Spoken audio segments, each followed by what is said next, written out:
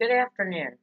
I thought I would put this special edition of Political Paula up today to give you something to think about over the weekend after a really long week. And it's also a really rainy, nasty day here on the East Coast, as we've had a lot of rainy and nasty days. Seems like this is kind of the pattern we're in for weather and kind of in our moods. Wednesday, I put a show up where I admitted that I did not vote in the midterm elections on Tuesday. And a lot of people lost their minds, which is fine. First Amendment and all. They have the right to do that. But I found it interesting that I have been vilified when I vote and when I don't vote. I could have lied to all of you. I could have just let you assume that because I am political Paula, that I voted.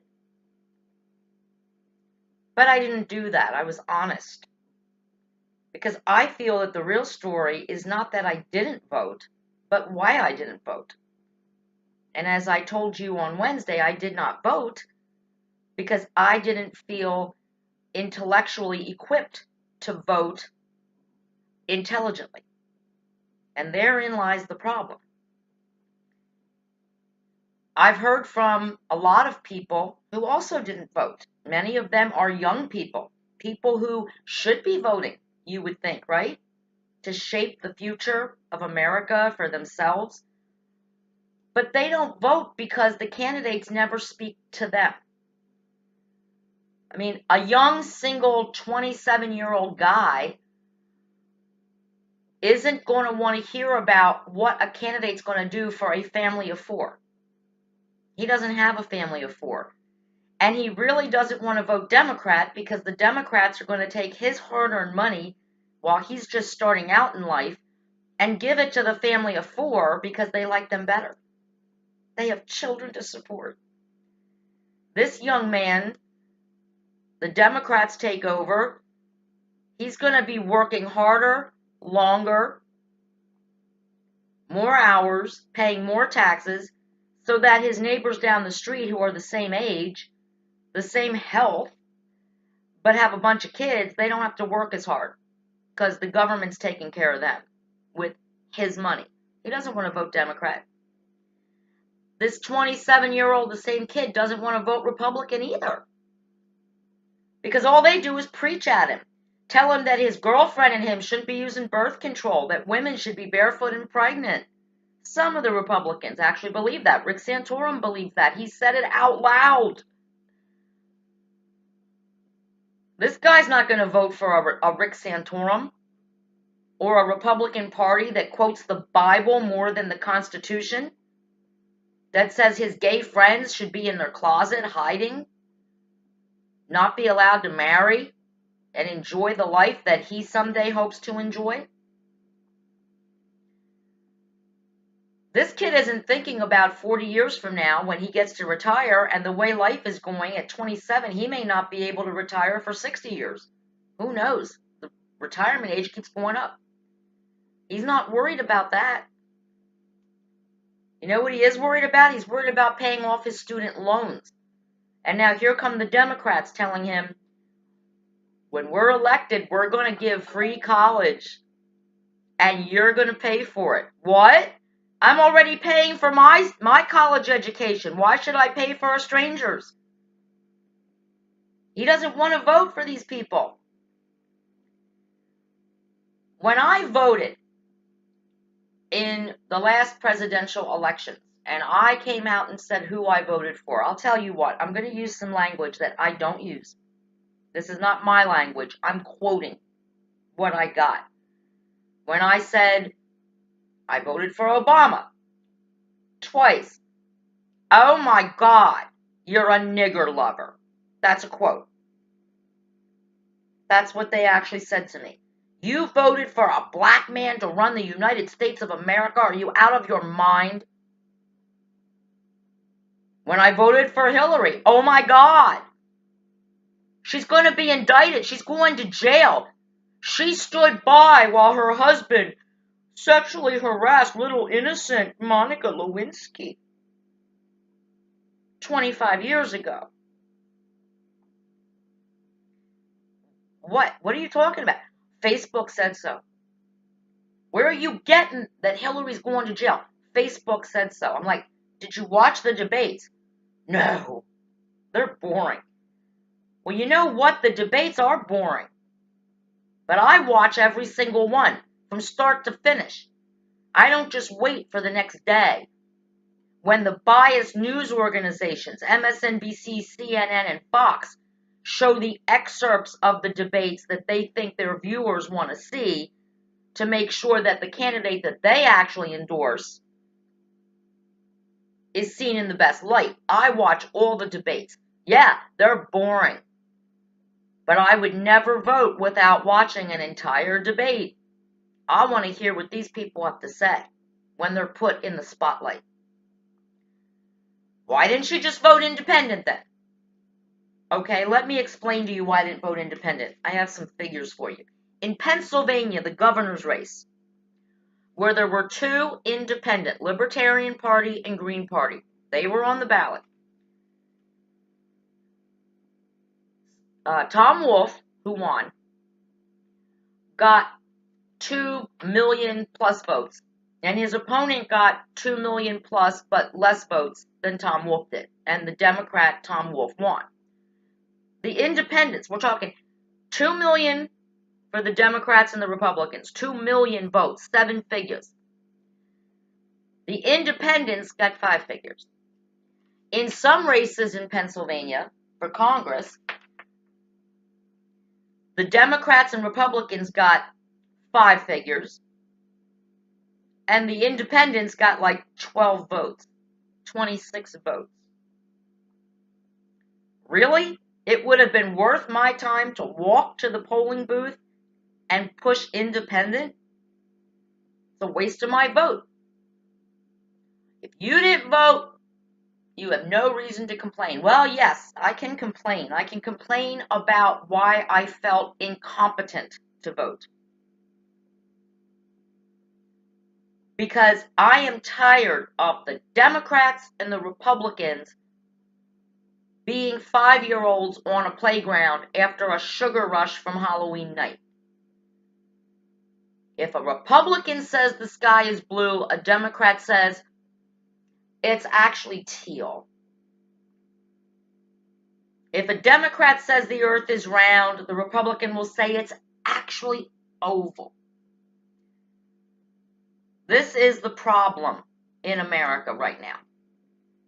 The other problem is when the independents, you know that weird kid on the playground who tries to get into the soccer game or the tag ball or tag or whatever, and they're like, go away. You're weird. You're different. We don't want to play with you. That's how they treat independent candidates. They're not invited to debate. They don't do ads on TV. They don't have the money. And not one flyer did I get in my mailbox from an independent candidate. Got hundreds of robocalls from Jess King, the Democrat. My husband got a lot of calls, but not one from an independent telling us what they were about. So yes, I can complain. You know, I am guilty of voter shaming. Basically, I was very angry with a lot of my friends and family members who voted for Trump because Facebook told them to. And I'm also angry with people who say they voted Democrat because that's how our family always votes. Or a Republican because my mommy and daddy vote Republican. No, see, that's not cool, guys. It's time to have your own beliefs, to decide what's best for you.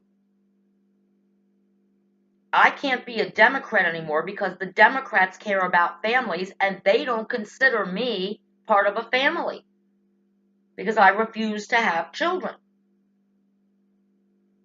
And the Republicans just want to recruit me into the Christian churches. They want me to read the Bible every day and live by their personal religious beliefs. Well, I'm sorry. You got to park those at the door.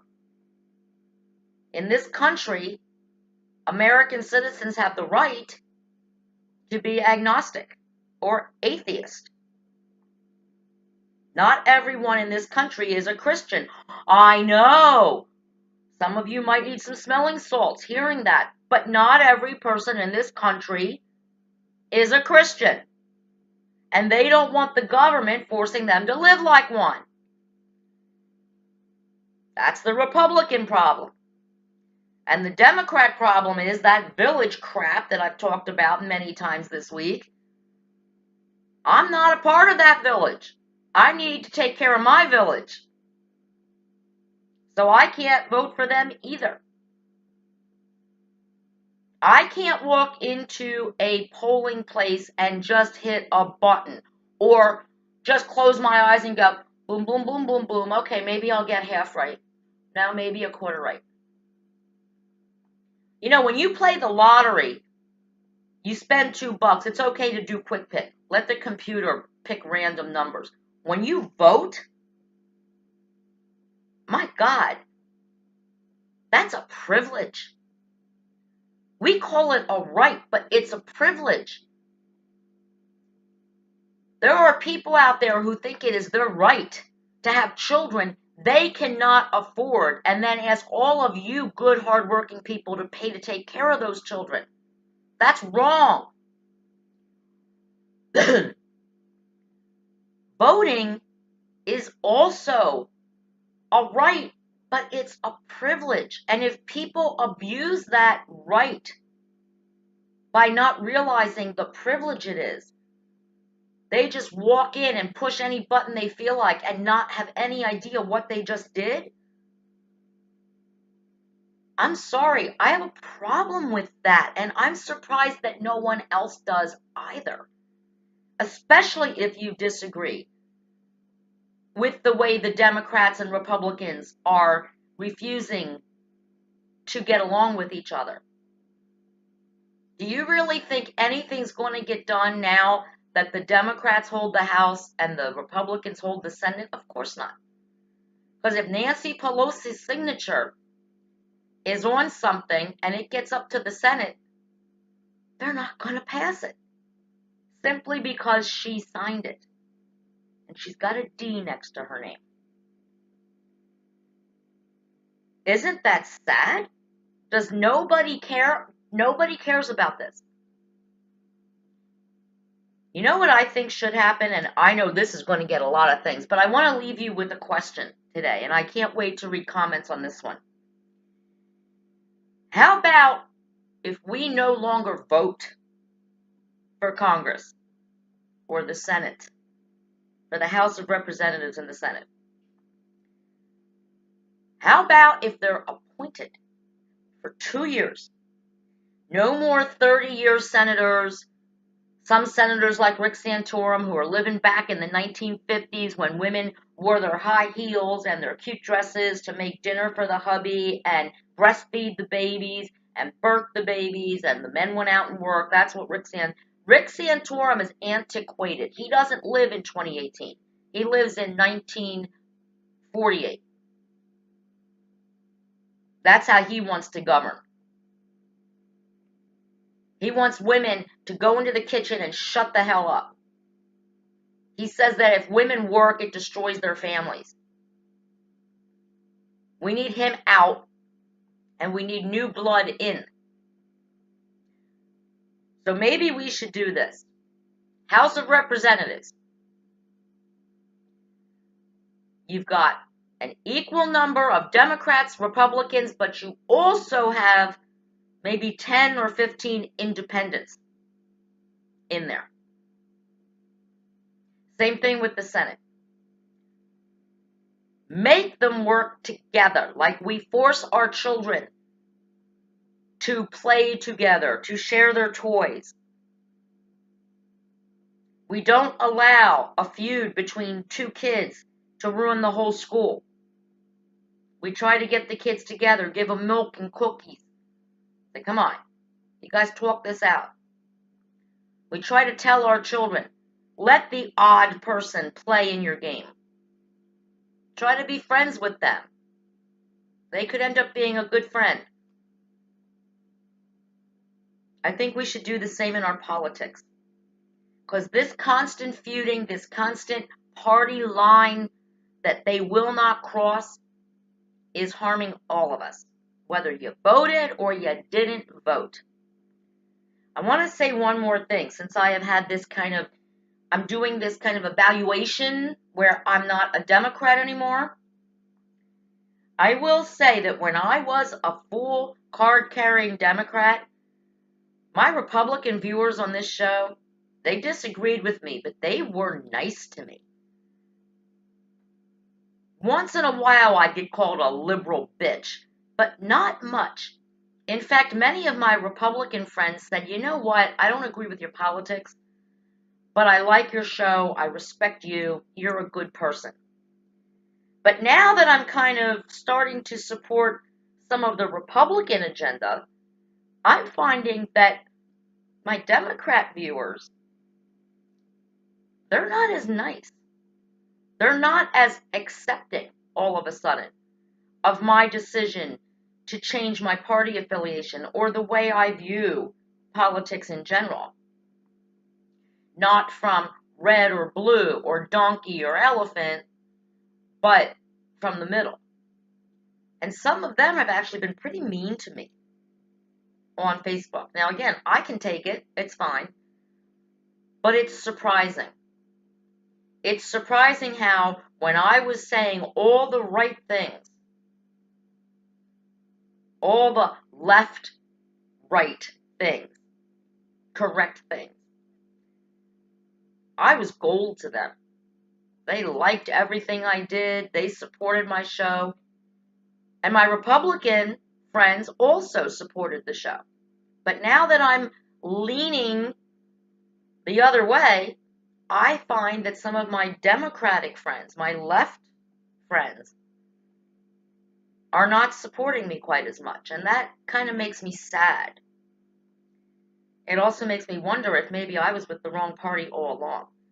Because I thought that being a Democrat meant that I was part of the party that accepts everyone, no matter what, no matter their sexual orientation, their gender, their religious beliefs, if they want to have an abortion.